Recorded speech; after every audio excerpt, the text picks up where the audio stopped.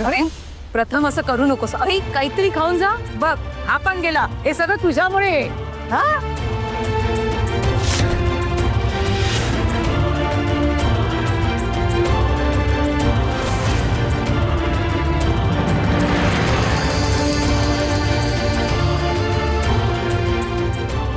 अरे देवा, काय ग?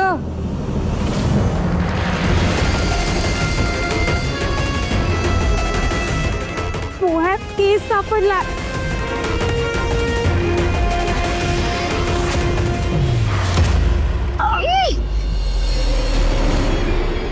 पण मी तर सकाळी खोलीतच केस बांधून येते.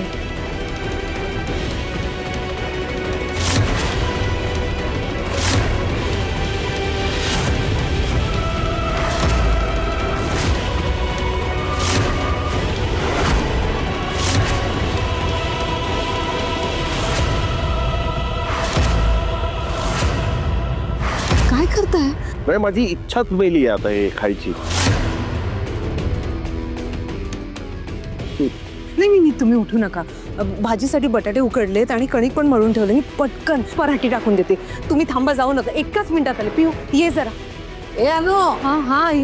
जरा बरा करणार असेल ना तर मी पण खाईन एखादा फराळ. हा मी कर. केस टाकणार नसतील ना तर मला पण एक चालेल. करते बहिणी, बसा तुम्ही. पिहू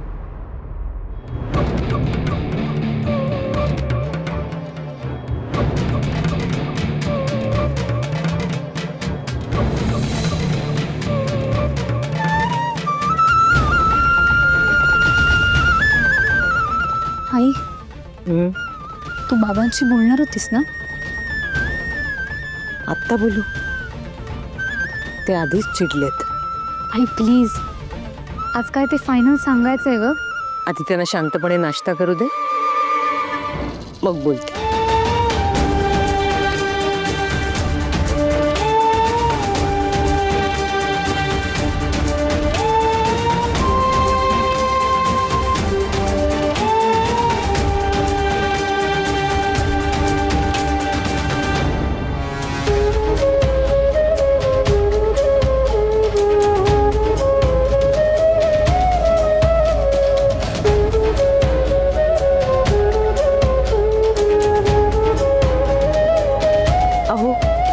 एक विचारायचं होतं.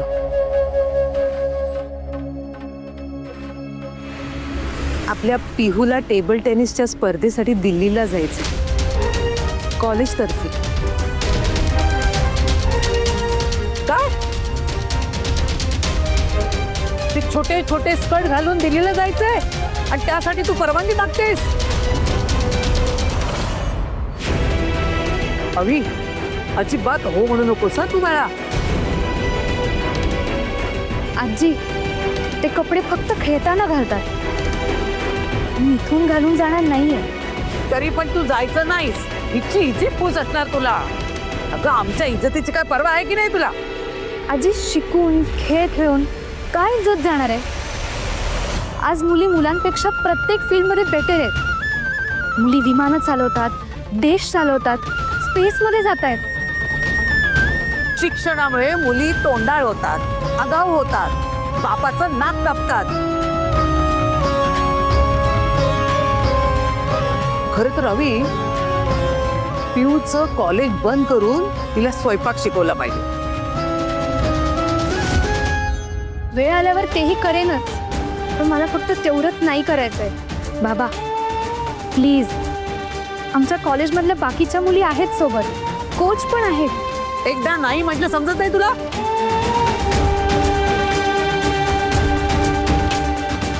जा तू.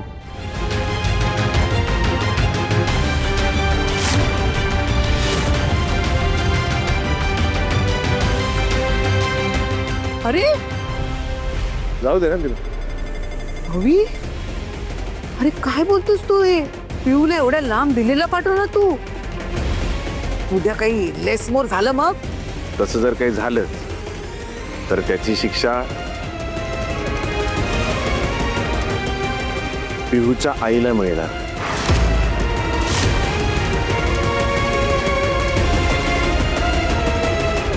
मान्य?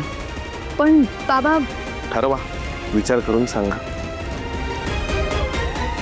मान्य आहे मला.